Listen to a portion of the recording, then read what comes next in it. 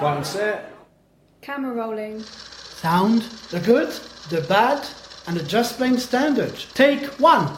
Salut. Hey. All right. Welcome back to the good, the bad, and the just plain standard podcast, where we provide you with our informed opinions on movies we watched together. We are your hosts, Adam. Anouk. and Yann. Today is all about Kenneth Branagh's 2017 Murder on the Orient Express. Starring Kenneth Branagh, Johnny Depp, Daisy Ridley, Michelle Pfeiffer, Judi Dench, Penelope Cruz, Josh Gad, Leslie Odom Jr., Willem Dafoe, Derek Jacobi, Olivia Colman, Tom Bateman, Marwan Kenzari, and Miranda Raisin. What a cast. That. What a cast. What a cast. All-star casting, wow. Exactly. To be fair, the original movie way back in, I think it was like, is it the 60s or the 70s? The original movie, I don't know. I remember, I just have seen the 2010 David Suchet one. There was a classic one. I don't remember the date, but for its time, it had an all-star cast too. Like it had a really big cast. Oh, really? Yeah. It's just one of those. I mean, it's Agatha Christie, isn't it? So you kind of have to. Well, for years we had the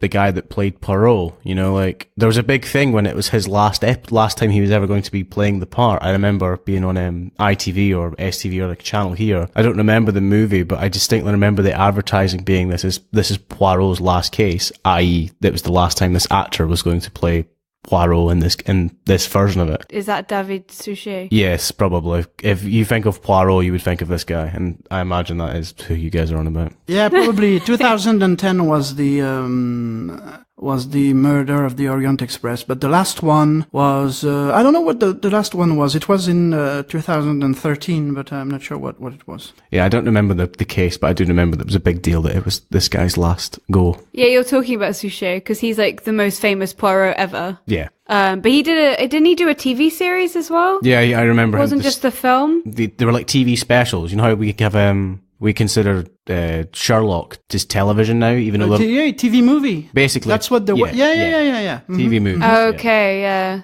I think the Big Four apparently. Was that his last one? It seems right. Chess thing. Oh yeah. I think. Yeah. So good. I'm just seeing the picture there, but maybe not because I would have to read the whole article. But I think it was the Big Four. Yeah. Okay. So what did we think of Kenneth Branagh then as that part that is so marvelously cast in the Suchet? Are we going to have another iteration of Curry versus Skarsgård or I don't know. Suchet versus Branagh? Well, I mean, I was thinking about this because the thing is that I've been watching those with my mother for a while. I never saw the Murder on the Orient Express one before, but the whole series started in 1989. Okay. So I used to watch those, so I know a few tropes, which will explain why I was not surprised by the twist. But anyway, I think because I rewatched the Suchet one a few days ago for this, and I think the French mockery, I mean, his way of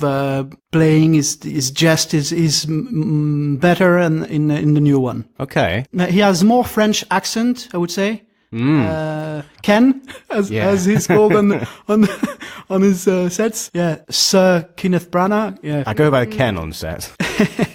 No, I really enjoyed him in this. I thought he was very good. I was a bit curious because, you know, when you always hear that the person starring is also directing, you're always like, oh God, this is, because you got to have a really good eye for being aware of everything going on in set and then being able to monitor your own performance and keep it in line with what you want. But Kenneth Branagh's a pro. I mean, I did that he's for a pro. Yeah, Hamlet, of course. 1996, yeah. Which we talked about last episode 4. This would be after 4, right?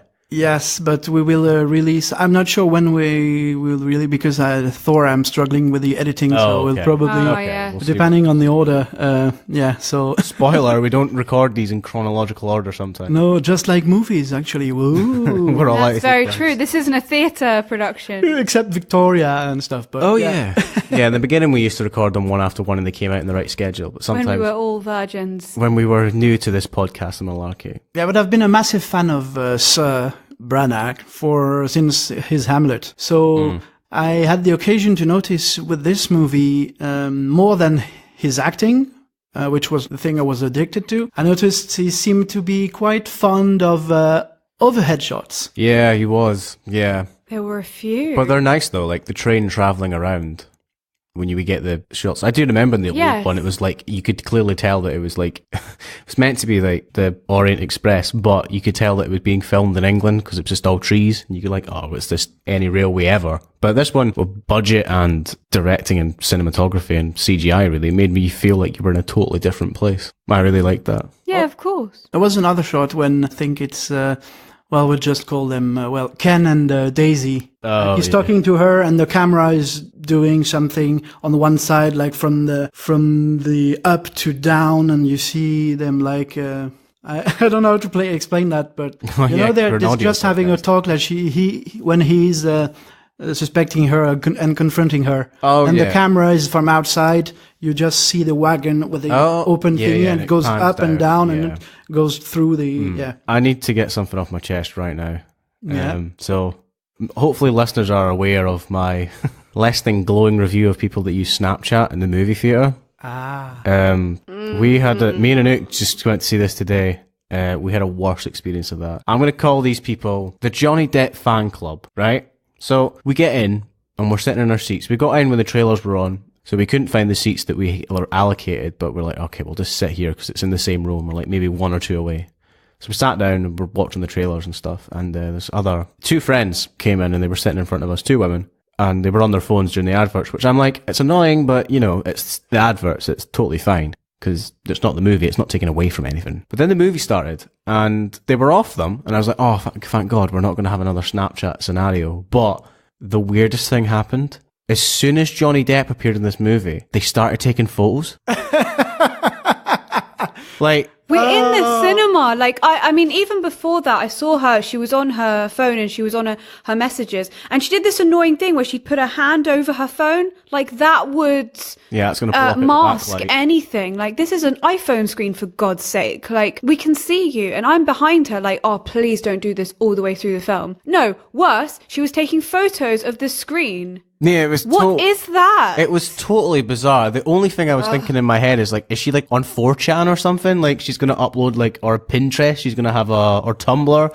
She's going to have an homage to Johnny Depp and bloody Murder on the Orient Express. They could have been doing a selfie or an ussy when it's more than one people, like with a Yeah. their you know- face and the camera in the back, like woo.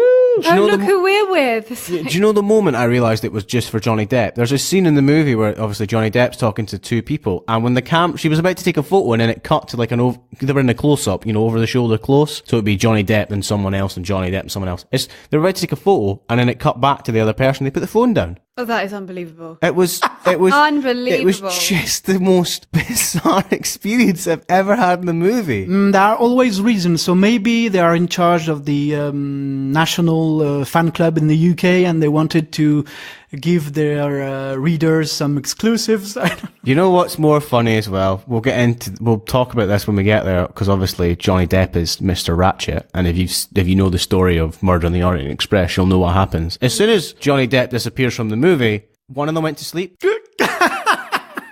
I even heard, I think maybe 3/4 of the way, someone go, oh, I just fell asleep. Yeah, the person behind us fell asleep as well. I was like, okay.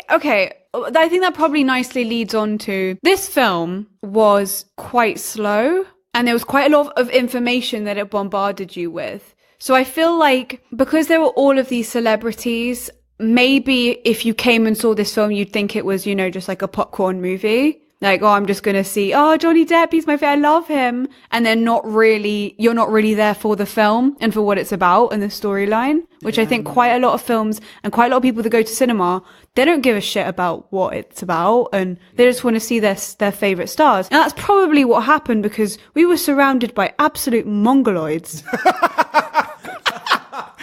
Oh my god. I don't know, is that really on PC? No, well, it doesn't matter. I mean, Okay. I don't know if you might have to edit that one out, but do you know what? But I really want to be careful how I phrase this next bit, right? Because the couple, they were Asian, right? So I'm almost like, is this a thing in like Chinese cinemas? Does this happen? Well, there's the stereotype who says that the Japanese particularly take an insane amount of pictures, but I don't know. I don't know either. I'm kind of like, to be honest, it doesn't matter. I don't care where you're from. I don't care what color of skin you have. It's regardless. Like, you're in the cinema. Just please put the phone away. Come on. We will have a new thing every screening. Yes, something will happen with a phone. I mean, it's almost like people can't put their phone down. Shall we, did we talk about in the JIGSAW episode? I don't think we did what the guy said at the end of the screening. I don't think we said it in the episode. Me and Anouk went to see it 31st. Hopefully you've listened to the JIGSAW episode. If not, it doesn't matter. This isn't about the movie. It won't make any difference. Anyway, it's the credits, the music's going, everyone's leaving, and there's a guy walks out of the auditorium just going, "Oh, the book was better." Oh, for I thought that was God's quite sake. good. I'm like, oh, just that Sorry. Glaswegian humour. Very good, very good, very good. So it's not all bad at the cinema, you know, like. Yeah, but wait until the credits are rolling. I mean, it was just ridiculous. I mean, there were moments where I came out of my reverie of watching this film. But I mean, that's probably what a film should make you do. Makes you just completely enveloped in that film and that story. And so, I mean, a few times I definitely was. I mean, I thought I was on that train. Yeah. A few times. So I think it's done its job. Yeah, I think the fact that Kenneth Branagh is using Dutch tilts quite a lot helps. Because he uses some in the original Thor, which is an episode in itself coming soon with a guest. Woo-hoo. Oh, yeah. I think it gives you more like you're in the thing. Yeah, it's very It's so different kind of angle. You're not used to that. So Yeah. Something I forgot to say about in Thor, the fact that that angle allowed for the kiss. Maybe they didn't need the apple boxes to actually kiss. Oh, that's because there is one scene when we see that she's probably 2 heads shorter than he is. Yeah. Natalie Portman and Chris Hemsworth. yeah.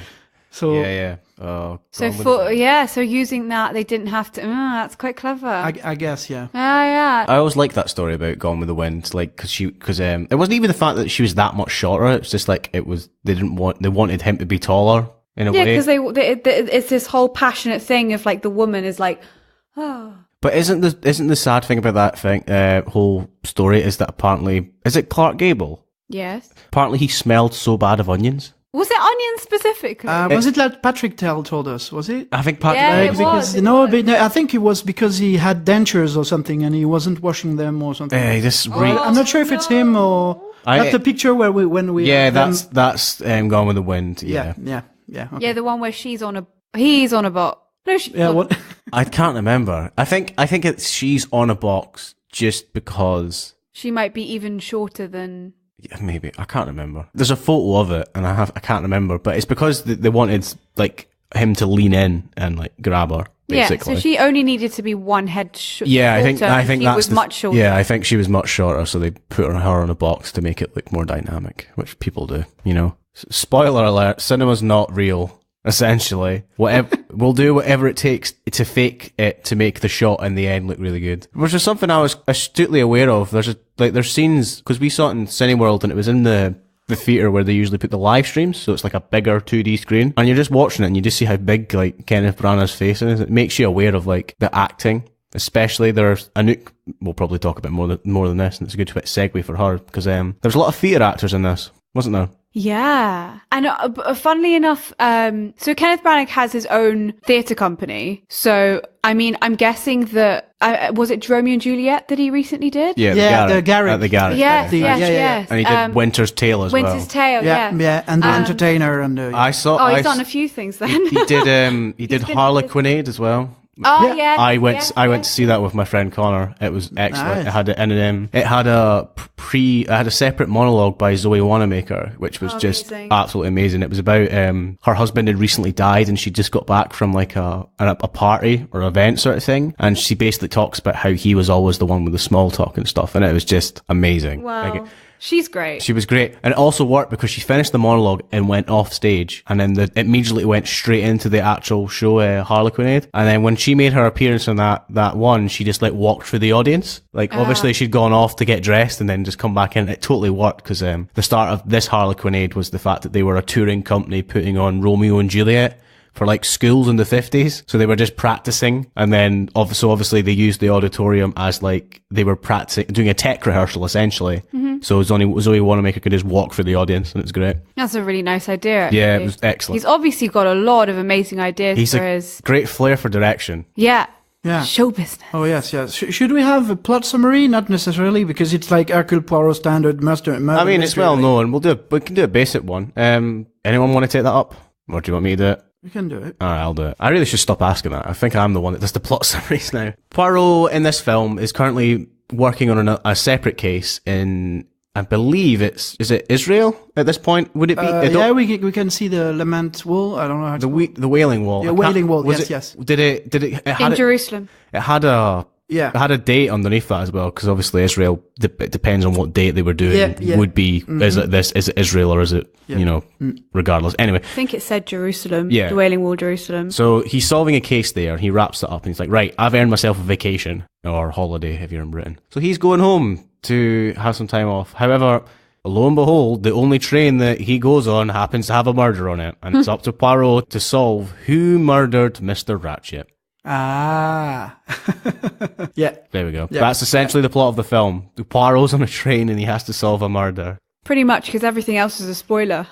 Yeah, good point. There's so much information that's given, like, all throughout, but it's so succinctly done, and it's so beautiful to watch. Like, it's just kind of stunning, like with the snow and the mountains and the avalanche section and the lightning and all of that, and the train and the smoke and all of these amalgamations of like weather and the train going through these amazing landscapes. It was just really, really nice. I thought it was just very different as well. I'd never seen a film like that. And me and Anouk were talking at the end when we were walking home from the cinema. You know what? This was like a really good breath of fresh air for films right now, because everything, it's a cinematic universe or it's got a sequel coming up. Like that, maybe that's what annoyed me so much with it, is because I was wanting to be refreshed, and this was a thing that was only going to be one iteration, and then there's the whole thing with chapter 1 at the end. You're like, okay, so they're doing the other part, which obviously makes sense. But regardless. But it was nice because this felt like, these old-fashioned TV movies. Like, you were done. It was a complete story. You enjoyed it. You took your time out of the world and you watched a nice film. Mm-hmm.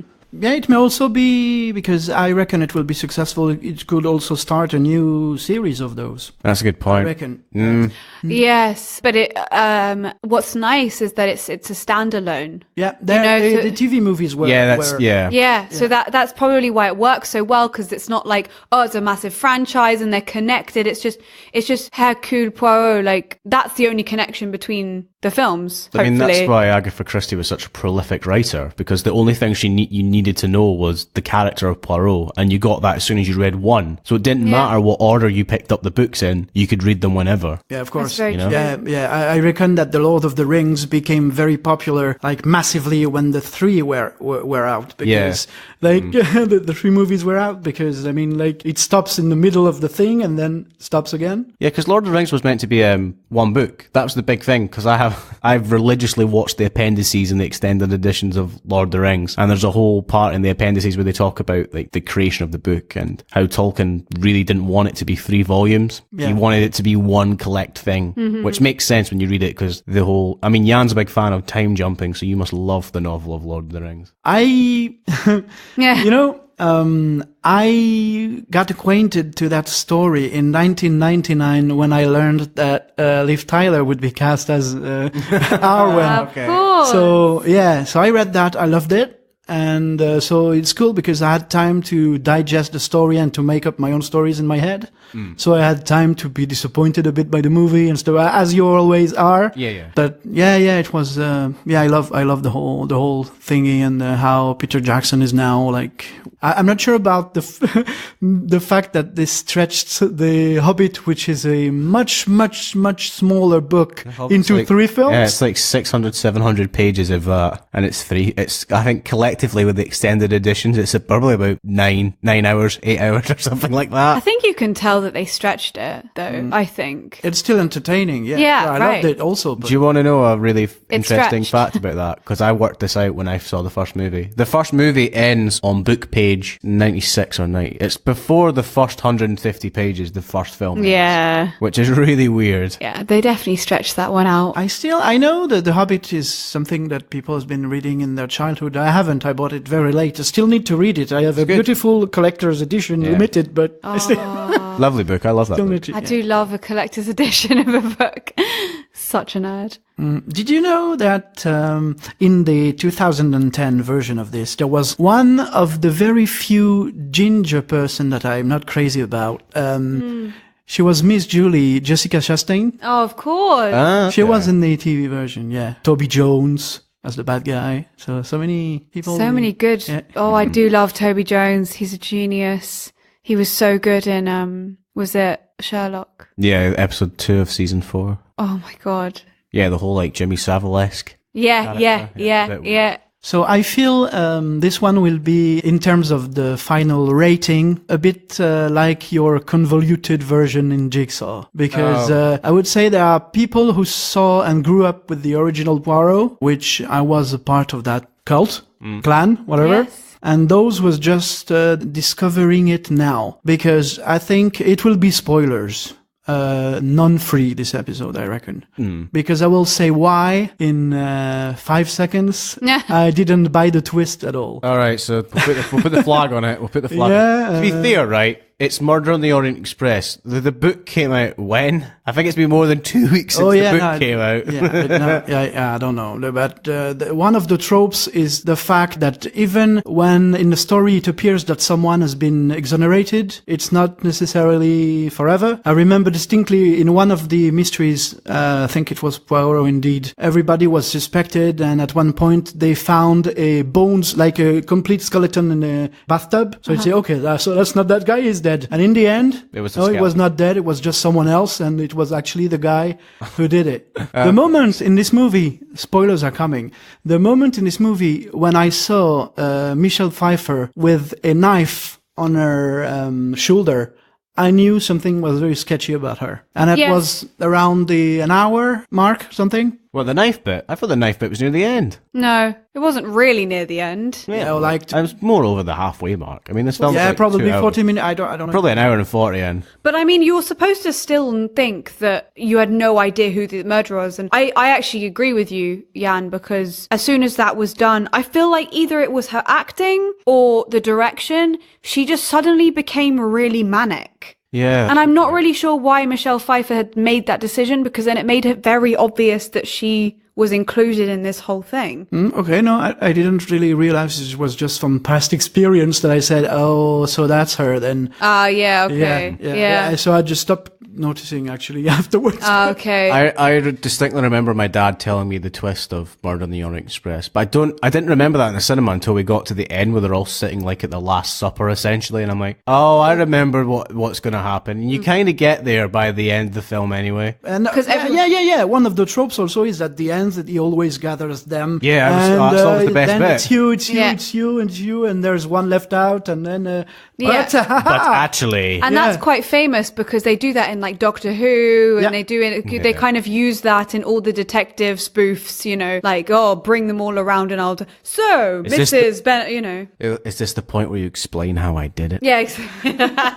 Yes, exactly. it is. Exactly. Gosford Park. I remember this one. I loved it. It was one of a recent one. Yeah, there were quite a few of those. It's such a fun and good genre. Yeah, the murder mystery. Well, that's why so famous. That's why escape rooms and stuff like that have become so popular. Like there are escape rooms where you've got to figure out who's the murderer and stuff like that, like Cluedo, essentially. Oh, let's do that. Cluedo one. Rather than Jigsaw, please, because that will terrify me.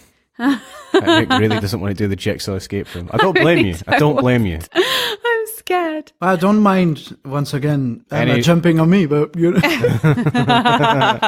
Yeah, she won't survive a Saw version, I guess. Probably not. No, probably not. She was so funny in that. Anyway. Right, did anyone have specific moments they didn't like in this? Because I know Anouk did. That we didn't? Oh, we did. Didn't. We'll do bad first. Didn't. Okay.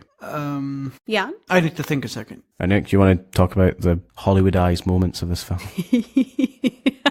Yes. Okay. So what I really liked about this film was that, as we've said, it's a breath of fresh air, and there are lots of things that we hadn't seen before, like the Dutch angles and the way that the camera moved and panned, and it was just a very different way of showing like a story. And I really hope that this wasn't Kenneth Branagh's idea. It was more of the production, the massive companies, you know, the kind of what are they called? Studios.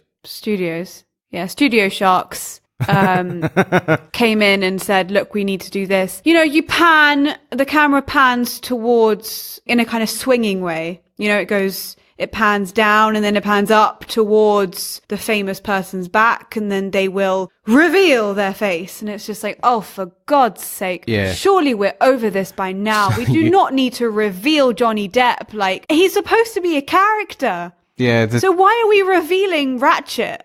Surely, I've never understood the reveal of Hollywood. I don't know why they keep doing this. We should start a series where we like create the shots for people, like reenact. It's like this. In this episode, we talked about the dramatic reveal. Here's an example of a dramatic reveal that Anouk was talking about, and we recreate that. I agree. I noticed that. Yeah, I don't. There was a lot. What I feel about that, but I noticed it. Oh, that's strange. Yeah, because they didn't want to, I felt like the whole film was going against that, you know, like it was full of stars, and Kenneth Branagh, and it is obviously a massive star and all this stuff, but I felt like the whole film was like for its own sake. It wasn't supposed to be like, oh, come and see these amazing, like, celebrities. It did. I think you're right, but I also feel that the dramatic reveal is the quickest way to establish most characters. Because I feel because everyone's so used to this like quickness of cinema right now, like we need instant gratification, as you usually say in some episodes when we talk about major Hollywood monkeys and all that. The quickest way to just get people to know who these characters are is just to reveal them dramatically, realistically. I mean, we had the conductor trying to escape with a prostitute at the beginning. You know, like, we're going to have an argument for 20 minutes and then I think we're going to make up. Like, we had him, and then we have, I mean, Poirot's, the only good introduction is Poirot's, really. They take a good time with Poirot, like with the eggs and the imbalance and stuff like that, which I thought was nice, because I do remember the imbalance being a big thing for Poirot.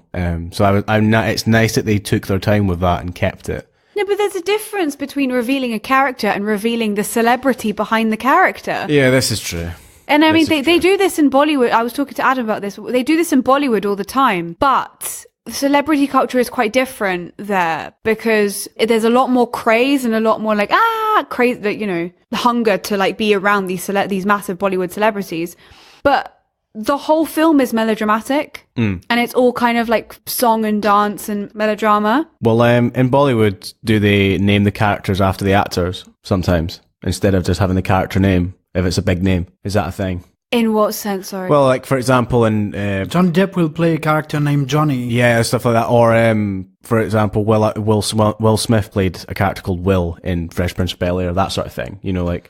Is that a thing in Bollywood as well? Because if you're saying, like, it's it's a fanatical craze for the actors and actresses. And in fair right, too, because they're real performers. Whereas celebrity over here is, you're in a film and everyone loves you. In Bollywood, like, they work for it. Yeah, like, it's all about dancing. You have to dance. You have to be able to dance and sing, and that makes you a big name. You don't sing. Oh, that's a good point. It's someone behind the They just lip sync, but they have to be amazing at lip syncing. You have to be an army of Channing Tatums. Yeah, exactly. No, but I feel like there's a different type of love for, like, we've always wanted to like pit our whole belief in realism, but then to have these celebrity reveals, it's just make up your mind. You know what I mean? Like, either you're into realism, or you're into the Bollywood melodrama where it is all about the character, but also about the actor behind it, and it's all fanatical and crazy and all this stuff. But then that's kind of lovely because they've kind of owned it. But it's almost like Hollywood can't own that. They've kind of been like, oh, we want it to be realism, but we also want Johnny Depp to be like revealed. Well, we talked about this in the Thor episode, where our guest really iterates the difference between Marvel and DC, whereas Marvel now accepts what they are. DC is still trying to go for this gritty reality, but they're superheroes. So you're like, this doesn't work in a sense. You can't have like hundreds of people dying in like a building crash, but then have a sequence where we're just pummeling the shit out of somebody and they're still alive. Like, there's a whole sequence in Batman versus Superman where like Batman like takes out like a building of henchmen, and the whole point is that Batman doesn't kill, but some of the moves he's doing to these henchmen, you're like, you would be dead. Like, you would be a red shirt. Like, you're totally getting red shirt here, you know? Like, that's a new verb. Red I've been red shirted. I'm sorry. Funny. It's just the grunts day in the office, like, hey Bill, yeah? I got a new uniform today. Oh really? What? It's red. Oh, I'm so sorry. Oh, I'm so sorry. When did they let you know? I got an email the other week, and he was like, "You know what? I think you're ready to get up to the red shirt phase." I'm like, "Oh, Like in Godfellas, like Joe Pesci. You go in the room and boom. yeah, Oh yeah. yeah." What a great scene. Yeah. Funny how? Like a clown? Yeah. Oh, it's so good. No, there was a dramatic reveal in that I thought, yeah, well, it's in Suburbicon. We're going to do an episode, I think, at one point. But when the uncle comes to help, Oh, we know it must be that guy, but like it's not revealed until it's up to debate if it's either him or the dad Or someone else. like someone Yeah. else. But we know it's somebody good essentially. Yeah, because the guy is dead. Who the fuck are you?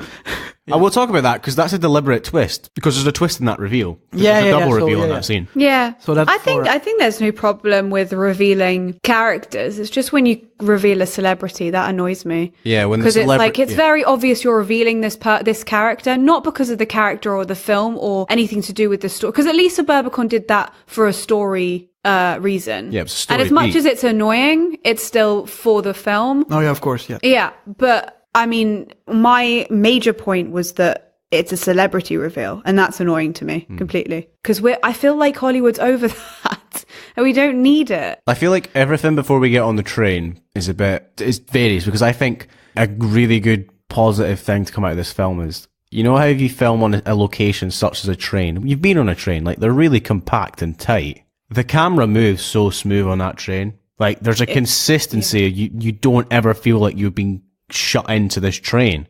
That's very true, Which actually. it's so free flowing and it's really nice. Yeah. Mm-hmm. And it kind of gives you this idea of the luxury of first class because there's no restraint on how it moves at all. Like it feels bigger than it is, and that's really nice. Actually. Yeah, they do actually make a point that all these people on the train are rich. Yes. And they have money to like splash out. And there are quite a lot of like little anecdotes about that, aren't there? Yeah. Like a few of them make. I mean, the Orient Express is legend. I mean, like, Back in those days, it was only the rich that travelled that way. Mm-hmm. Back in that time. Nowadays, most people, well, not really first class, but it's more accessible. Sure, but if you think about it, nowadays, the cheapest way to travel is the bus. Then there is the plane, and after that, it's the train. The train is because of the now that planes are way cheap, they're low cost, and now that the buses. In France, before 2 or 3 years ago, you couldn't travel by bus between major cities. Really? No. Wow. You couldn't. There is a legislation that came from our now president Macron, which is the Macron legislation, which made it that since 3 or 4 years ago, we can now travel. This is how I brought my Mac back from France using 3 different buses. And the one was Oh, Yann. The effort Yann went to bring this piece of technology back to the country. You should be grateful, listeners. Yeah, I mean, I think it's amazing how long some of these bus trips are. Well, a trip from Glasgow or Edinburgh, where we now stay, to London. I did this again with my friend Connor. This was Connor when we went to see Harlequinade. We travelled by bus, 10 hours, and then we queued to try and get returns for Judi Dench and The Winter's Tale, and it was like 110 quid each. We're like, you know what? Let's go and let's look at another place, and we went to see The Hairy Ape, which is a excellent play at the Old Vic, and the writer of The Hairy Ape is, and I should know this, O'Neill. Oh. Really good. And then Eugene O'Neill. Yeah. And it had the best acting I've ever seen in my life. And it was a guy playing a gorilla at the end of the play. The acting was phenomenal. Okay. It was, wow. I can't even, it was like the movement and the mannerisms were just spot on. Like it felt like it wasn't a guy in a suit. It felt like they had a real animal. Wow. Like it was spot on. So it wasn't just Penny from The Big Bang Theory. No. If anyone gets that reference. Well, in this year's Cannes Palme d'Or called The Square, which is a movie about contemporary art, like put a toilet in a museum and voila, contemporary art. The movie in itself is kind of a contemporary object, so I was not crazy about it, but there is one moment when there is our favorite tactic in there. Dominic West plays something in that movie. Well, anyway, one of the characters plays an artist who is a chimp, like a... Yeah, and it's very impressive performance. Like he goes berserk, he even tries to rape a woman in the middle of the dinner hall and stuff. Christ. Yeah, before he's stopped and killed on the spot by the angry mob. Wow. But that's an impressive chimp performance. Nothing that violent in a film called Murder on the Orient Express, actually. The murder isn't even that horrific either. No, and actually, I thought that was a really nice upward shot. Oh yeah, when we see of the murder scene, because then you see all the and actually that was a really good way of allowing space, because then it wasn't like the camera was crowded, behind 2-3 people and a dead body. It was above, so that was very clever. Yes. And by the way, that scene, I don't remember exactly in the movie, but the major difference between the movie and the TV movie is that's the movie, the one we're talking about, is way more cinematic, and there are less clues, because in that scene, in the TV movie, Poirot actually counts, he looks at the wounds and he counts that there are 12. And so we have an early clue that it may not be... No, he notices 2 at first. So we have an early clue that it may be by one person. Yeah. And then it's like more, like 12. Yeah. Yeah, because I don't think we have that in the movie. I don't remember. The only thing I remember in the TV one was the fact that he does the clue with the burning the burnt piece of thing already. He does that in the coach in the movie. In the TV version. And then in this one, he goes outside and does it with a lamp. But essentially, it's done the same way. I think it's a lamp as well. Okay. In the new one. In the old one, it might not be. Well, in the very last scene in the TV is not like a Jesus and the Apostles kind of thing. It's inside one of the wagons, but it's not. Yeah, but I love the new way. Yeah, so it was very nice. It was very it was cinematic. Nice. The pan, seeing all of them sit. It was literally like Jesus and the Apostles, all the disciples. Yeah. Yes, and you could see like it was building up. Like you had everything. Oh, but he's missing someone who was right next to that person. He just questioned and he jumped on. So it was very nice. I love that. Yeah. I think that it's a genius way of. I really felt for the Armstrong family. Yeah, and I have no idea how. I mean, that's pretty. That's cinematic genius. Because I totally agree with this. They hardly had a role. They weren't really like, there weren't any scenes with them, but the way that the stories and all of these people were affected and the story in general, and the fact that we weren't really made to like Johnny Depp's character in the first place. So we're kind of more likely to, go against him very quickly. But that's amazing because they weren't real. In the wrong hands, this movie would start with the murder of that child. Yes. And they would start with that, and then you would cut to Poirot. But this one, the way it was structured and the way it just stuck to it, this is what it is. It didn't feel force-fed to us, the whole kind of, not B-plot, but the meaning for the reason why this is all happening. It felt given to us very organically, like it came out with the questioning, and it was like the audience as well were getting the clues with Poirot, it wasn't all given to us at the end in a big speech like, oh, this is how I did it, and this links to that. Like, we organically got the clues each nice time. That he struggled really nice. As well, and he had this kind of, I actually had no idea about Poirot's love interest with this woman who I'm guessing is dead. Well, in the TV series, he's not talking to a woman, he's talking to God, I think I remember. Okay. Yes. So this is Kenneth Branagh's idea of making it or it's in the book, maybe they modified for the TV, I don't know. Okay. I haven't read the... Yeah, I had no idea that he had once a love. I think that was to make him more human. Yeah, I mean, in the specific scene when he's talking, so maybe also in the TV series he had one, but... But I mean, the bit where he's looking at the picture and he's talking to God in the TV movie. I think that was to make him more human, because there's at the beginning of the film was like, oh, this man's like a kind of a machine, like he's got OCD, Yeah, totally. And this kind of brings you back to go, no, he's like us too. Like, he might be like this crazy math solving, crime stopping machine, but realistically, he's just like you too.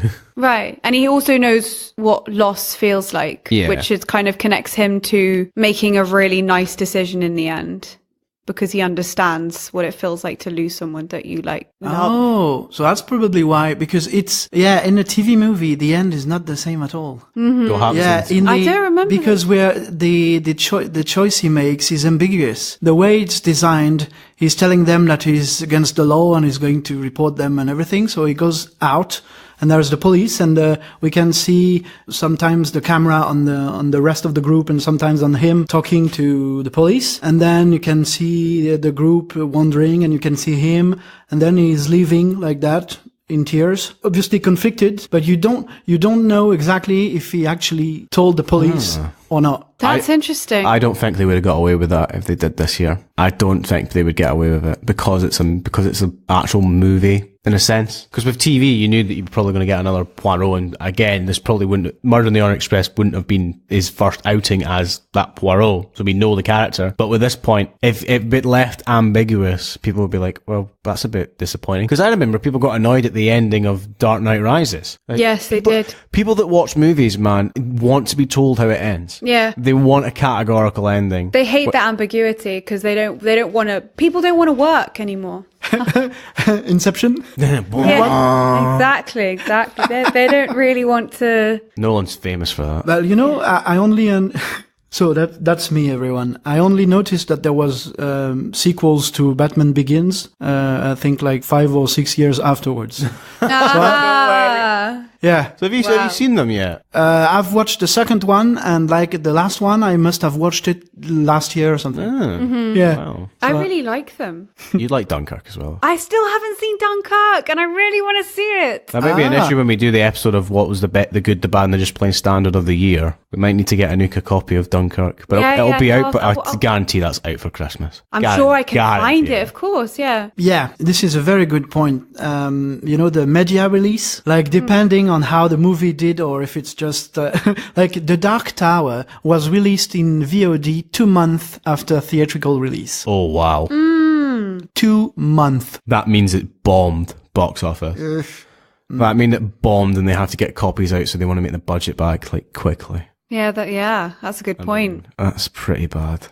I noticed it's unrelated, but a fun fact, in the TV movie, the guy playing the owner of the train, the actor is called Serge Azanavicius, who is the older brother of the guy who directed The Artist. Oh! Yes, okay. It's a heavy filmmaking, acting, writing family in France, the Azanavicius. Okay. Runs in the family. There's so many families, aren't there? Yeah, in the world there are so many families. Oh, ha, very funny. You know what I meant by that. That was the cruel. Baldwins, Yeah, all of those. Talk about that all the time. We've Skarsgård. Oh, my favorite family. Martin. Martin is the most famous family name in France. At the very top of the list. Martin. Would we have seen them in anything, or are they mainly French? No, not in, in a country you have many people with different names. At the top of the most prominent name in the whole nation is Martin. It's also a first name, but it's mostly as the last name. That's quite interesting, because we always think, because Britain it's like, you'd imagine Smith or whatever, Yeah, Smith. Or it's really weird, because we usually have most popular like baby names. But family names are quite an interesting one. I do wonder what the most popular family name in Britain must be. It can't be Smith. That won't be Smith. It'll be someone else. Shearsmith? There are a lot of Smiths though. I finally know their names. Is that Pemberton and Shearsmith? Yeah. Reese Shearsmith and, what's his first name? Yeah, that's Steve Pemberton. Steve Pemberton and Reese Shearsmith. Geniuses. Cracking writers, they are. Yeah. Cracking writers. Geniuses. Yeah, no, I actually really want to see this film again. I would go and watch it again. I actually want to see the Suchet version. I want to read the book. I'm just completely in love with the story, and it was really well done. Yeah, it's funny because for this one, it's weird to talk about in the sense of because it's such a contained story. It's a perfect example of one of these films that you should just go and see. Like, we could talk about things we like in them, and people can come back and listen and see if they agree. But at the end of the day, if you just listen to hear what's worth seeing, this is worth seeing. Yeah, clearly. Yeah. Totally loved it. Yeah. Totally loved it. Definitely. No, and there's Derek Jacobi in there, is there? I think. Yes, that. Yeah. So that's first Another time I theatre saw actor. him was with it was Claudius. The uncle, the young Hamlet's uncle in 1996. Oh, wow. Branagh's Hamlet, yeah. Yeah, he was in Doctor Who as The well. Master, yes. The Master. Yes. That was so good. Before John Sim came. Yes. Yeah, it was very nice. Yeah, very subtle, very good master, Derek Jacobi. So before we bring this one to a close, I want to ask, because Yann just raised a good point about it was ambiguous. And again, this ending is kind of ambiguous in a way because they present him with another case that he's off to go and solve. Do you think that was put in the movie in case this did well? Yeah, that's why I said earlier that it's, I didn't go into specifics, but I do think that's why, because because it's always been a series of books, of stories, so I'm pretty sure that it will do well, first of all, because I'm also pretty sure that the new generations today don't necessarily know the whole Poirot thingy, and so, maybe it was, I'm pretty sure it was put in there for that, yeah. So with that in mind, would you two go and see another one with Kenneth Branagh as Poirot? Oh, if they make it like a franchise? Yeah, if it became a series, like whenever he's not busy. Yeah, I don't know if he will probably also direct it. No, I don't think he would either. Well, I don't know. Depends. No, I will rephrase my sentence. I don't know. Maybe he would redirect it. Ah, okay. Yeah. Yeah, because, I mean, we didn't go into specifics, but Thor was directed by him, Thor 2 by someone else, and Thor Ragnarok by someone else also. Yeah. Yeah. Oh, and what I was trying to say in Thor, which then would be released afterwards, the fact about the directors and the studios is that when you're coming and you already have a big name, like, you cannot do a Martin Scorsese in the Disney universe. Like, you cannot bring everything that makes you, like, Nolan won't be able to do a Star Wars. You do Star Wars for the fame and the... You do it their way. Yeah. You add your own touch, obviously, because you're not a robot, but Quentin Tarantino couldn't be himself into that environment. Yeah, imagine Quentin Tarantino doing the cantina scene. I don't know. That would be great. Yeah, and to see who shot first and stuff. You shot first, motherfucker. That sort of shit. Yeah.